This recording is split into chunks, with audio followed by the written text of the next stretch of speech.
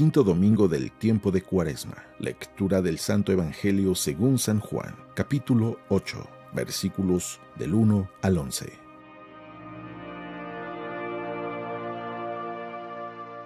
En aquel tiempo Jesús se retiró al monte de los Olivos y al amanecer se presentó de nuevo en el templo donde la multitud se le acercaba, y él sentado entre ellos les enseñaba. Entonces los escribas y fariseos le llevaron a una mujer sorprendida en adulterio y poniéndola frente a él, le dijeron: Maestro, esta mujer ha sido sorprendida en flagrante adulterio. Moisés nos manda en la ley apedrear a estas mujeres. ¿Tú qué dices?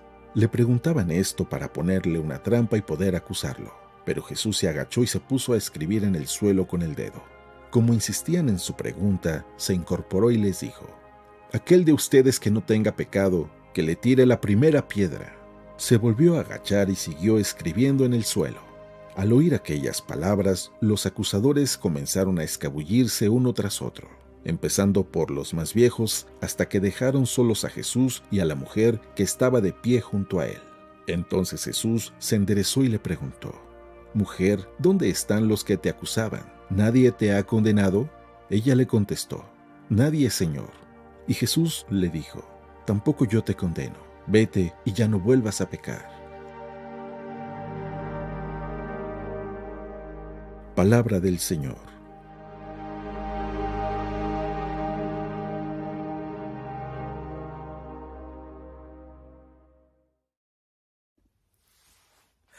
Muy buenos días. Es domingo y es tiempo de Cuaresma. Así que con mayor atención deberíamos de escuchar el Evangelio y especialmente en esta semana que ya estamos casi en la recta final de este tiempo de Cuaresma. Lo más importante de la Cuaresma no es la Cuaresma en sí, sino la Pascua, la experiencia de la Pascua, porque toda la Cuaresma está enfocada en que podamos realmente tener una experiencia pascual en nuestra vida. Pero si no te has preparado durante la Cuaresma, no vayas a pensar que vas a experimentar el gozo, la experiencia del triunfo de Jesús sobre la muerte. Por eso es importante que vivamos este tiempo de Cuaresma para que realmente podamos experimentar los efectos de la Pascua en nuestra vida. No se trata de celebrar días o fechas, se trata de celebrar acontecimientos, sí, acontecimientos que han marcado la historia, pero sobre todo que quieren marcar nuestra historia. Y el día de hoy en el Evangelio, y lo sé, lo vas a decir, que siempre digo lo mismo, pero es que el Evangelio es tan actual que pareciese que el día de hoy precisamente nos da una enseñanza que es la que necesitamos escuchar. Es una historia que ya la hemos oído tantas veces que incluso no me sorprende escuchar cómo algunos de estos versos, las personas que incluso ni siquiera son católicas, lo dicen, lo mencionan: el que esté libre de pecado, que arroje la primera piedra. Y seguramente ya sabes qué texto es el que vamos a escuchar en el Evangelio. Te invito que lo escuches con mucha atención, en los detalles. Recuerda que los detalles es lo que hace la diferencia entre un producto de buena calidad y uno que sea una copia. No leas el Evangelio como si fuera una copia. Observa los detalles, porque en los detalles es donde muchas veces Dios habla en nuestro corazón, porque los detalles es donde cada quien lo ve de una manera muy personal. Sin más preámbulo, voy a leer el Evangelio, pero observa los detalles, porque estoy seguro que Dios siempre tiene algo nuevo que decirnos. Dice así: En aquel tiempo, Jesús se retiró al monte de los Olivos y al amanecer se presentó de nuevo en el templo, donde la multitud se le acercaba, y él, sentado entre ellos, les enseñaba.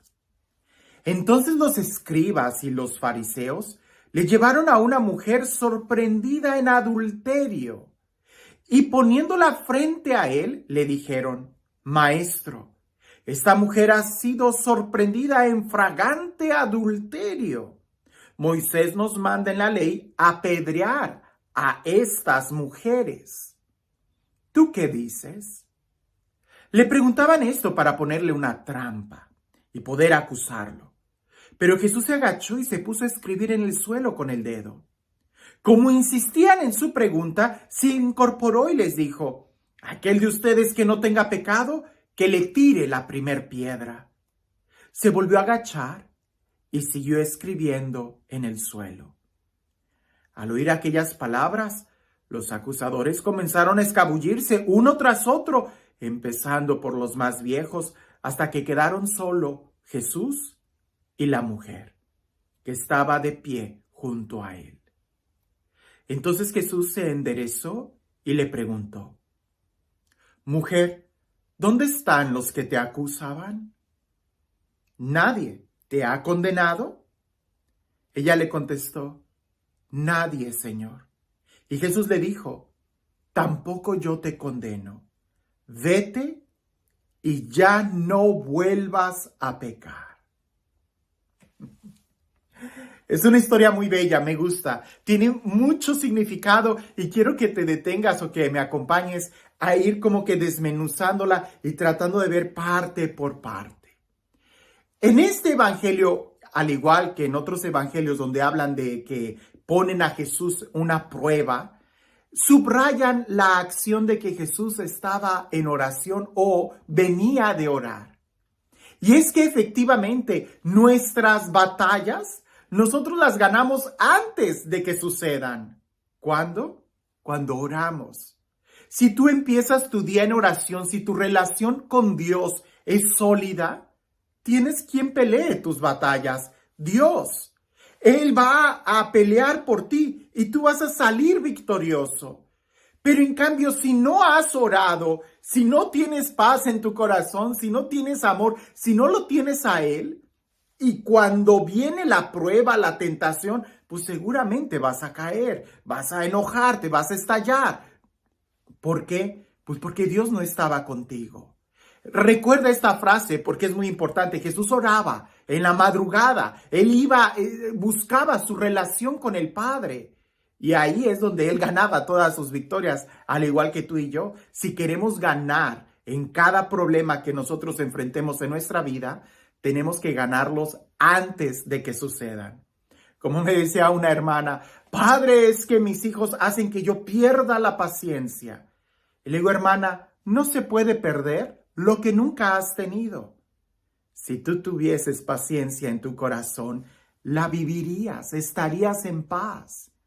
Esforcémonos por empezar nuestros días en oración y nos vamos a dar cuenta cómo todo el día va a estar radiante de la paz, cómo vamos a tener una mente más lúcida para saber responder.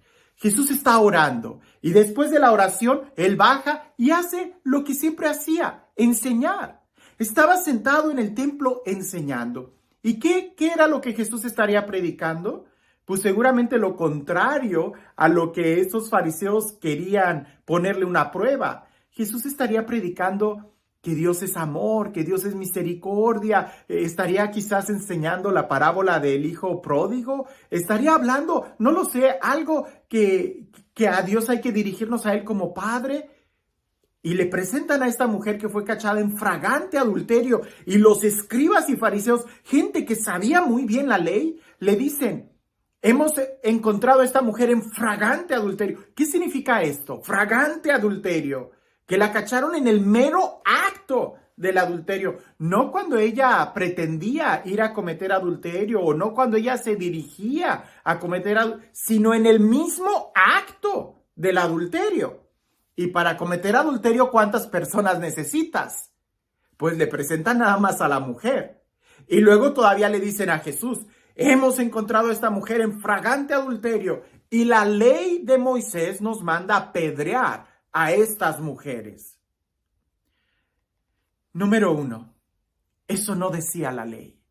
La ley decía que tenías que apedrear a los dos, al hombre y a la mujer, a los dos que cometieron adulterio. La pregunta es: ¿y dónde está el varón ahí? ¿Por qué nada más presentan a la mujer si fue cachada en fragante adulterio en el mismo acto del adulterio?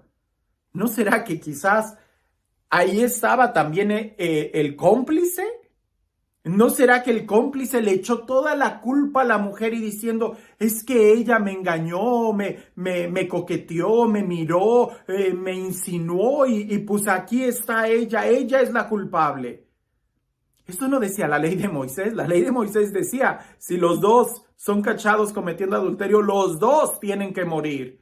Porque en el adulterio los dos tienen la culpa, no nada más uno.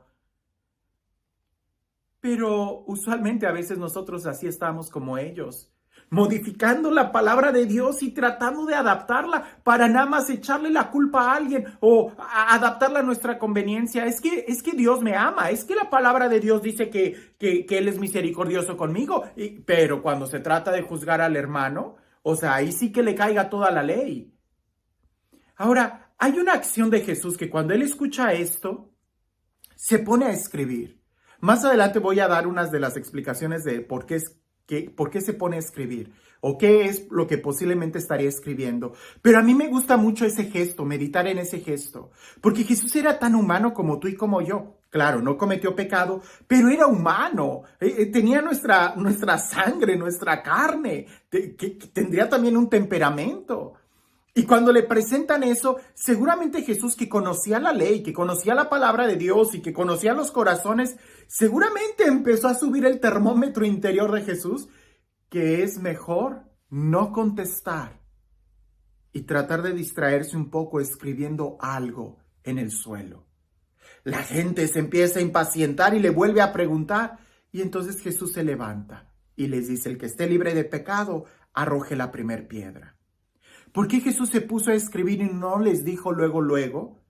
Porque quizás Él necesitaba respirar. Como diríamos el día de hoy, respira profundo y cuenta hasta 10 antes de decir algo.